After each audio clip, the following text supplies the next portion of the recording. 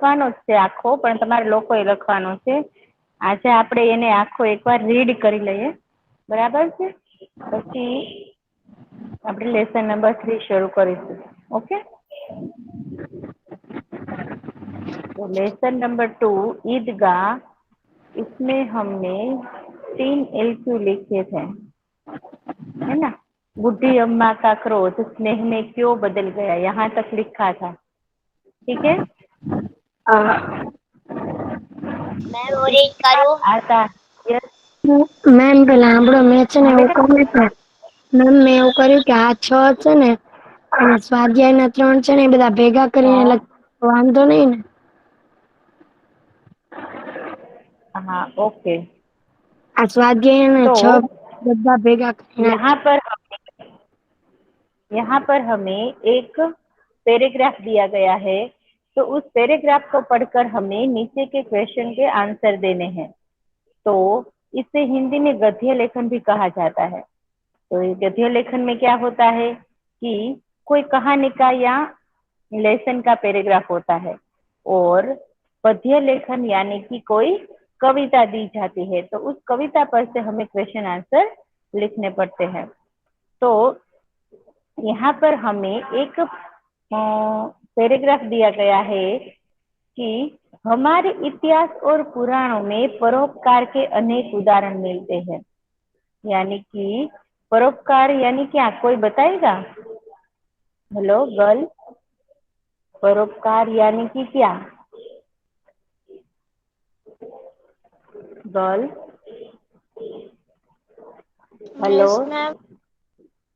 हाँ, परोपकार यानी कि क्या?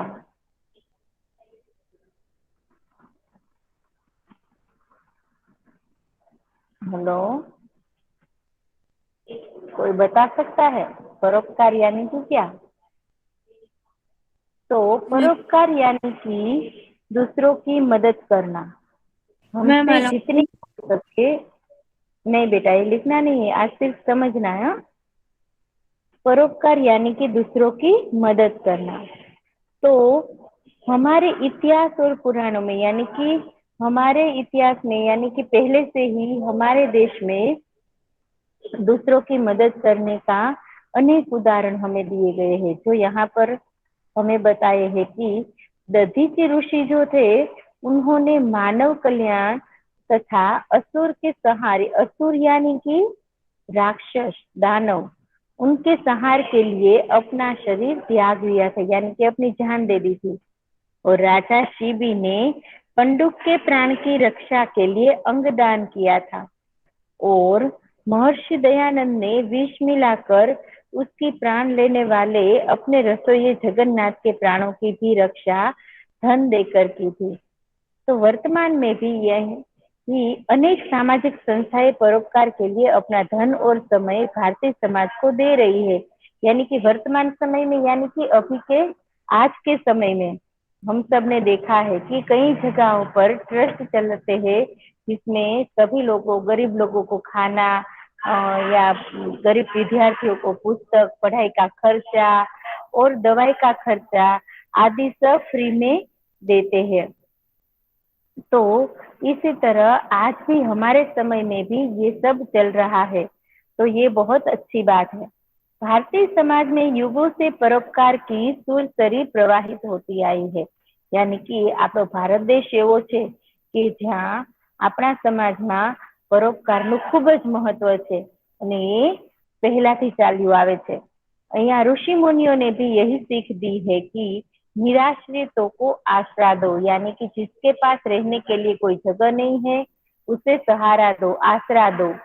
दीन दुखियों और वृद्धों की शारीरिक और आर्थिक मदद करो। यानी कि जो दीन और दुखी, यानी कि गरीब ही है और दुखी भी है, और जो वृद्ध है, उन लोगों की हमें शारीरिक रूप से और आर्थिक रूप, आर्थिक यानी कि पैसे से भी हमें मदद करनी चाहिए। भूखों को भोजन कराओ, और विद्वान हो तो विद्या का प्रचार कर अपने समाज का उद्धार करो। यहाँ सदा सबकी भलाई में ही अपनी भलाई मानी जाती है। संसार के सभी धर्मों का मूल परोपकार है। यानी कि બધા જ ધર્મનો મૂળ શું છે કે બીજાની મદદ કરવી. દરેક ધર્મમાં એ તો બધાને શીખવવામાં આવતું જ હોય કે હંમેશા આપણે બધાની મદદ કરવી જોઈએ, જેટલી આપણાથી થઈ શકે એટલી. એવું નથી કે આપણે કોઈ પાસેથી લઈ અને બીજાને મદદ કરીએ, પણ જેટલી આપણાથી બની શકે એટલી આપણે मदद करनी. किसी भी संत महात्मा ने इसके बिना मनुष्य को सार्थक नहीं माना है, यानी कि एक मनुष्य ही ऐसा प्राणी है सृष्टि में जो दूसरों की मदद कर सकता है, तो यदि वह न करे तो उसका जीवन जो है वो सार्थक नहीं माना जाता. लोग परोपकार के लिए ही औषधालय, गौशालाएं, धर्मशालाएं बनवाते हैं. यानी कि આપણને ખબર છે કે ઘણી જગ્યાએ બધે ટ્રસ્ટમાં દવાઓ ફ્રીમાં આપવામાં આવે છે, અને જે રસ્તે રખડતા ઢોર અને પશુઓ હોય છે એનો પણ આશ્રમ હોય છે કે એ લોકોને ત્યાં જઈ અને તે બીમાર હોય, કાંઈ એને વાગેલું હોય તો એની સારવાર કરે છે અને એની સારી રીતે રાખે છે, એની કેર કરે છે.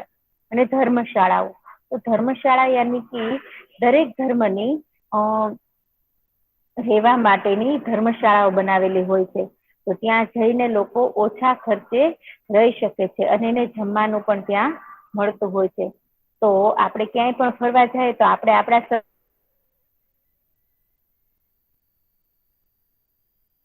અને ઓછા ખર્ચે રહી શકીએ. હોટલોમાં જઈએ તો એના ખર્ચા વધારે લાગતા હોય છે, જે બધાને પરવડે તેવું ન હોય કે બધાને પોસાય તેવું ન હોય.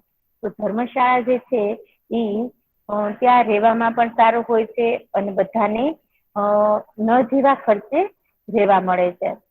सभी अपनी सामर्थ्य और शक्ति के अनुसार परोपकार करते रहे तो समाज एवं देश की उन्नति होती रहेगी. यानी कि यहाँ पर कहना चाहते हैं कि जिसमें जितना सामर्थ्य हो, यानी कि जिसके पास जितना हो और जितनी शक्ति हो उसके अनुसार दूसरों की मदद करनी चाहिए, तो हमारा समाज और हमारा देश दोनों आगे बढ़ेगा. या तथा वसुदेव कुटुंबकम की भावना फैलेगी. यानी कि वसुदेव कुटुंबकम यानी कि विश्व, एक पूरा विश्व जो है वह एक कुटुंब की तरह रहेगा. तो यहाँ पर हमें क्वेश्चन दिए गए हैं, ये मैं सिर्फ आप सबको समझा रही हूँ, आप सबको फेयरबुक में अभी नहीं लिखना है. ओके गर्ल्स, समझ में आ रहा है ना मैं क्या कह रही हूँ? Yes ma'am. ओके, तो पहला क्वेश्चन है कि ऐतिहासिक ग्रंथों में परोपकार के कौन कौन से उदाहरण मिलते हैं?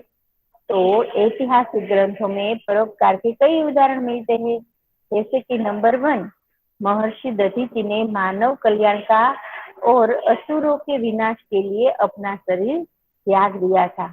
नंबर 2, राजा शिबी ने अपने अंग का दान देकर एक कबूतर के प्राण बचाए थे. यानी कि हमने आगे अभी देखा ना कि पंडुप के प्राण बचाने के लिए उसने अपने अंग का दान दे दिया. नंबर 3, महर्षि दयानंद ने विष मिलाकर प्राण लेने वाले अपने ही रसोइये जगन्नाथ की जान धन देकर बचाई थी. उसके बाद है क्वेश्चन नंबर 2, ऋषि मुनियों ने हमें क्या सीख दी है? ऋषि मुनियों ने हमें सीख दी है कि निराश्रितों को आश्रय दो, यानी कि बेघरों को रहने के लिए आसरा दो. दीन दुखियों और वृद्धों की शारीरिक तथा आर्थिक मदद करो. दीन दुखी यानी कि गरीब भी है और दुखी भी है और वृद्ध है, तो ऐसे लोगों की हमें शारीरिक तथा आर्थिक मदद करनी चाहिए. भूखों को भोजन कराओ, और यदि आप विद्वान हो तो विद्या का भी दान करो. यानी कि विद्या का दान हम कैसे कर सकते हैं? तो यदि आप पढ़े लिखे हो और गरीब बच्चे हैं जो पढ़ने लिख नहीं सकते पैसे देकर, तो आप उसे मुफ्त में विद्या देकर उसकी मदद कर सकते हैं. नंबर 3, देश एवं समाज की उन्नति किस प्रकार होगी? यदि सभी लोग अपनी सामर्थ्य और शक्ति के अनुसार परोपकार करते रहे तो देश और समाज की उन्नति होगी. नंबर 4, विलोम शब्द लिखिए, आश्रित और अवनति, ये दोनों के हमें यहाँ पर विरोधी शब्द लिखने हैं। आश्रित यानी कि आसरो देवो, तो आश्रित तो अनाश्रित। अवनति, अवनति यानी कि पड़ती यानी गिरावट, और इसका विरोधी शब्द होगा उन्नति यानी कि आगे बढ़ना। नंबर 5, परिच्छेद के आधार पर अपने साथियों से पूछने के लिए 3 प्रश्न बनाए। यानी कि यहाँ पर हमें जो पैराग्राफ दिया गया है उसमें से आप कौन कौन से 3 क्वेश्चन और बना सकते हैं। तो पहला क्वेश्चन है कि भारतीय समाज में युगों से क्या प्रवाहित होता रहा है। तो परोपकार की गंगा यानी कि दूसरों की मदद करना, परोपकार करना यानी दूसरों की मदद करना। तो दूसरा क्वेश्चन है सभी धर्मों का मूल क्या है। हेलो, सभी धर्मों का मूल क्या है। परोपकार यानी कि दूसरों की मदद करना। नंबर 3, परोपकार के लिए लोग क्या क्या करते हैं। हेलो, परोपकार के लिए यस लोग मैम। क्या क्या करते हैं। हम इसमें हम दूसरा आंसर जो है वो कह सकते हैं कि परोपकार के लिए हम बेघर जो है उसे आसरा दे सकते हैं। दिन दुखी और वृद्धों के लिए शारीरिक तथा आर्थिक मदद कर सकते हैं। भूखों को भोजन करवा सकते हैं। और यदि हम विद्वान हैं तो विद्या का भी हम दान कर सकते हैं। उसके बाद है क्वेश्चन नंबर 6, इस परिच्छेद को उचित शीर्षक दीजिए यानी कि सही नाम दीजिए। तो हम इस पैराग्राफ को, इस कहानी को क्या नाम दे सकते हैं। तो परोपकार की महिमा। तो चलो, ये 6 के 6 क्वेश्चन आंसर सबको समझ में आ गए बेटा। Hello girls. Yes ma'am. Yes ma'am. Okay, तो वो क्वेश्चन जो है वो आप लोग को पीडीएफ में से देखकर लिखने हैं। और आगे स्वाध्याय के क्वेश्चन अब मैं लिखवा रही हूँ। उसमें हेडिंग देना है कि निम्नलिखित प्रश्नों के उत्तर एक एक वाक्य में लिखिए।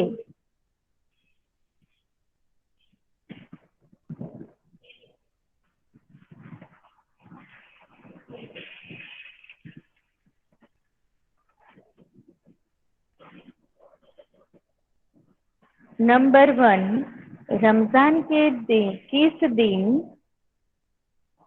रमजान के किस दिन मैम, ईद मनाई जाती है। यस, वो जो आपने पहले क्वेश्चन दिया था, मतलब स्टोरी थी, वो हाँ लिखनी नहीं है ना फेसबुक में। મેમ તમે ઠીક કર્યા છે ઈ જ લખવાના છે ને ખાલી. नहीं बेटा, બધા લખવાના। તો મેમ મેં તો 4 જ લખ્યા છે ખાલી. नहीं बेटा, બધા લખવાના છે। મેં હવે તો આખા લખી લખી નાખ્યા. મેમ આખો લેસન એ કમ્પ્લીટ થઈ ગયો મારો હવે. કાંઈ વાંધો નહીં, લાસ્ટ પેજ ઉપર લખી નાખવાના। ओके, चलो। रमजान के किस दिन ईद मनाई जाती है। रमजान महीने के, रमजान महीने के 30 रोजों के बाद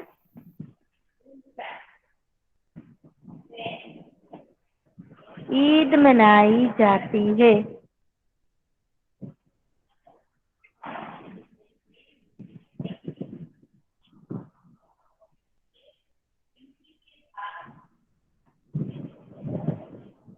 रमजान महीने के 30 रोजों के बाद ईद मनाई जाती है।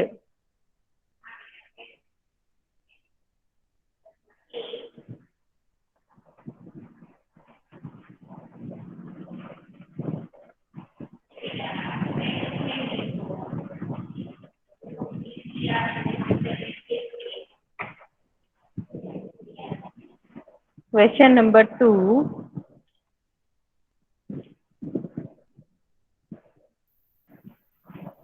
रोजे के दिन मुसलमान क्या करते हैं। रोजे के दिन मुसलमान क्या करते हैं?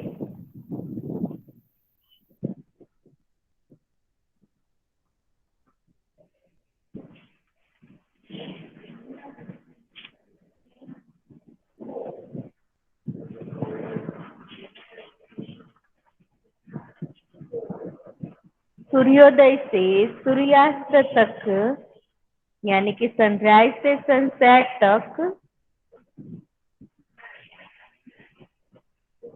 कुछ भी न खाने पीने को, कुछ भी न खाने पीने को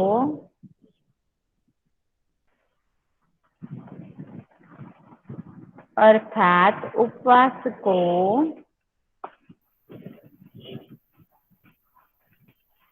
रोजा कहते हैं।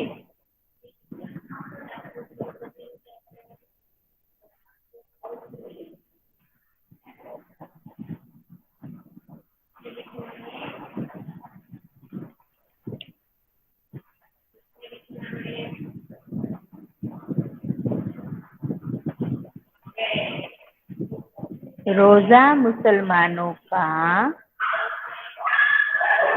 एक मजहबी फर्ज है। एक मजहबी फर्ज है।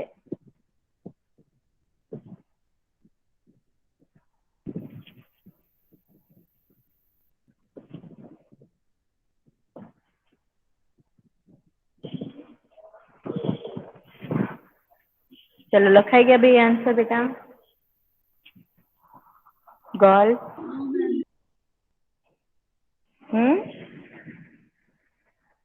मैम वेट करो ना। यस लिखाई गया।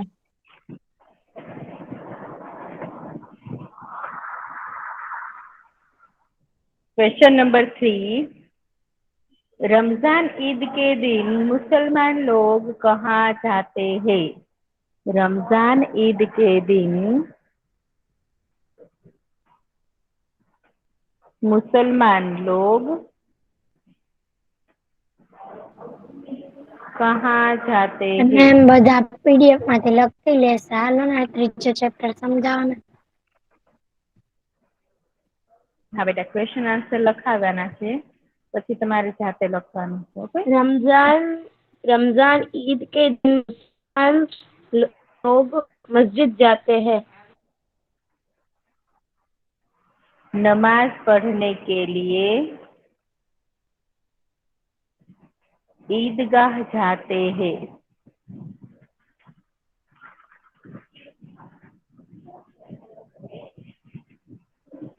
मैम 2 मिनट क्वेश्चन को करना ना।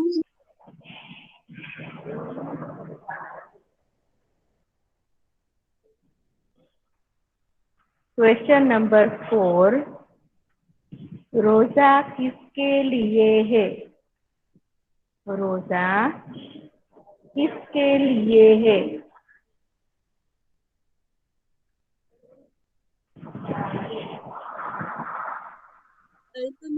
क्वेश्चन नंबर 2 करो ना। हाँ बेटा। क्वेश्चन नंबर 2 रोजा करो ना। बड़े बूढ़ों के लिए है। हाँ बेटा बेटा 1 मिनट। रोजा बड़े बूढ़ों के लिए है।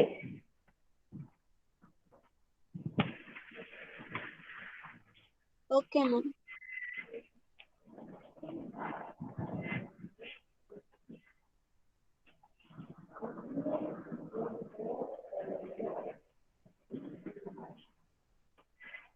नंबर 5, हामिद कैसा लड़का है? हामिद कैसा लड़का है?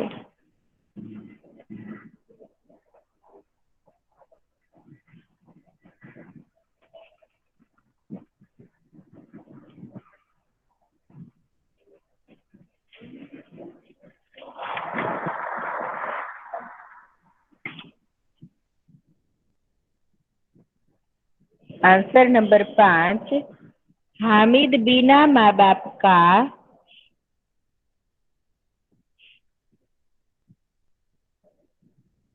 गरीब सूरत का दुबला पतला लड़का है। दुबला पतला लड़का है।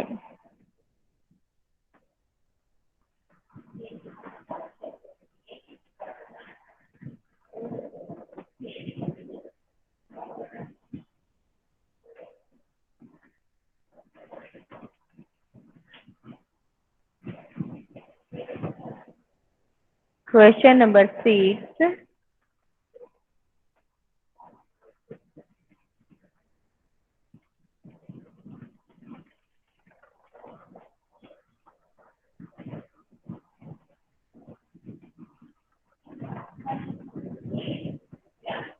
हामिद किसके साथ रहता था?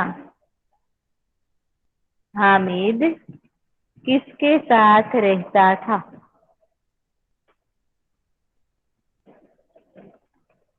हामिद अपनी दादी के साथ रहता था। यस, हामिद अपनी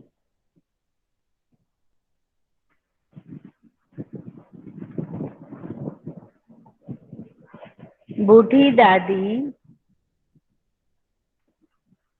आमीना के साथ रहता था। अमीना के साथ रहता था।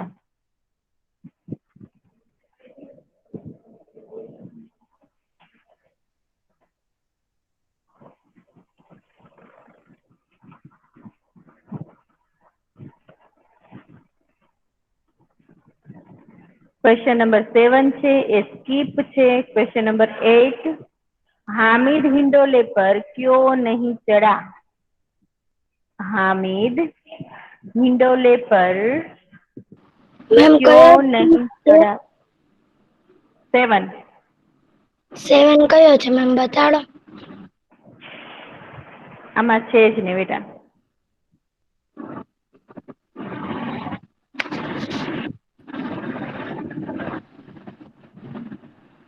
हामिद हिंडोले पर क्यों नहीं चढ़ा?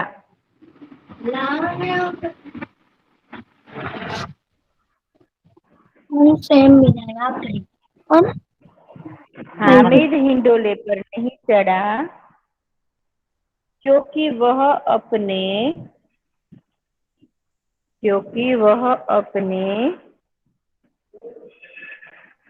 3 पैसों में से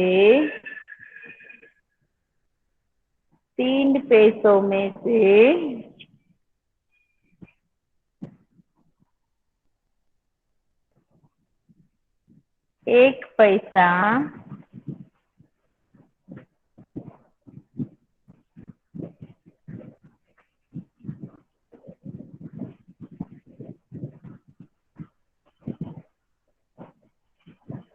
पैसा हिंडोले पर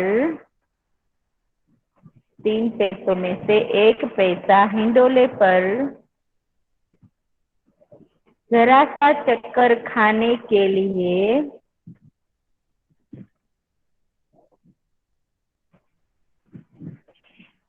बर्बाद नहीं करना चाहता था।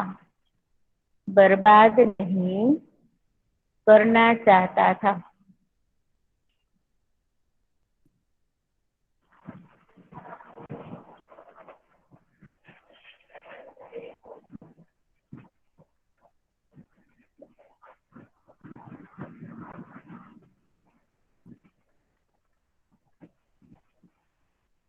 Question number 9,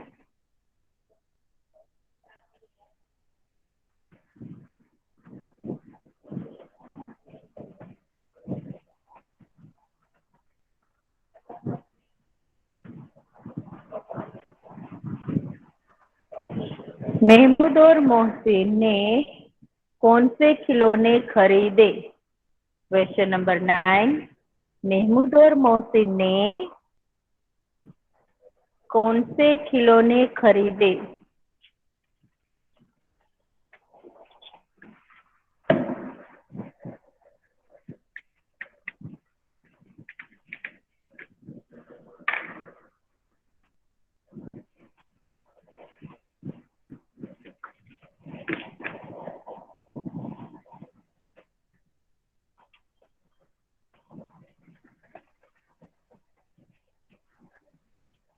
answer number 9, Mahmood ने खाकी वर्दी और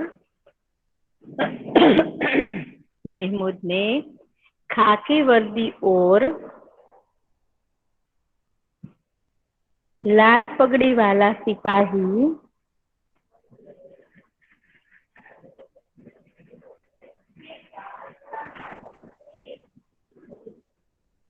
और मोहसिन ने झुकी हुई कमर पर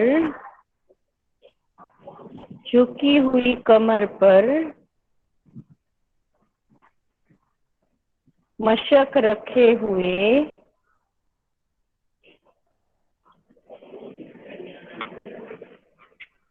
एक भिश्ती खरीदा।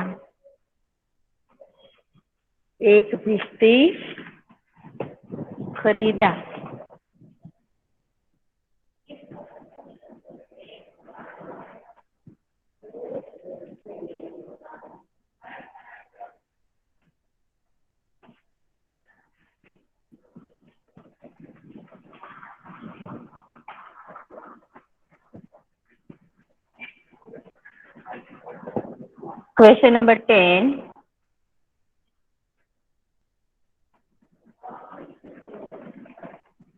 नूरे ने मेले में क्या खरीदा? नूरे ने मेले में क्या खरीदा?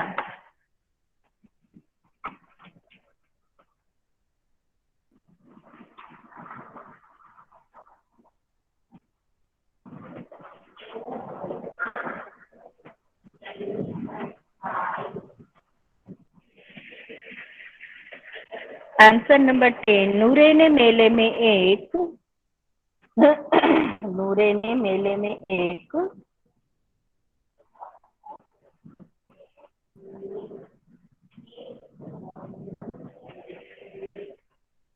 शानदार वकील का खिलौना खरीदा। शानदार वकील का खिलौना खरीदा।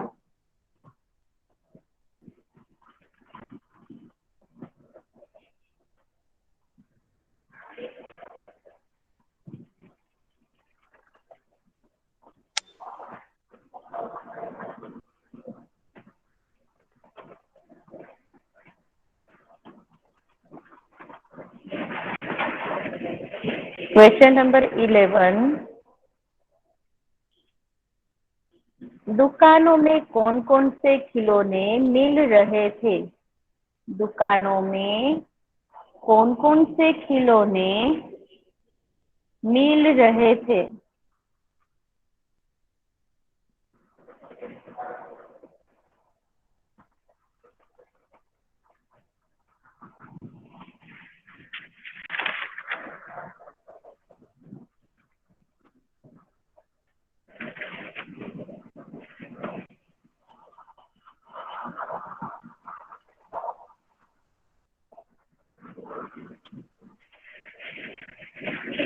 दुकानों में सिपाही,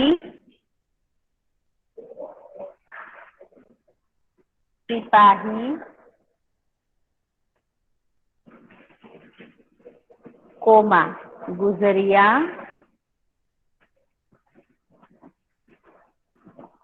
कोमा राजा,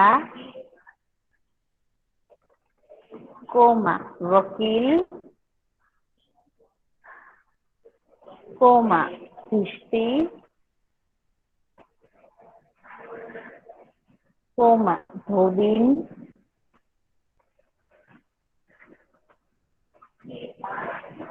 आदि मिट्टी के खिलौने मिल रहे थे। आदि मिट्टी के खिलौने मिल रहे थे।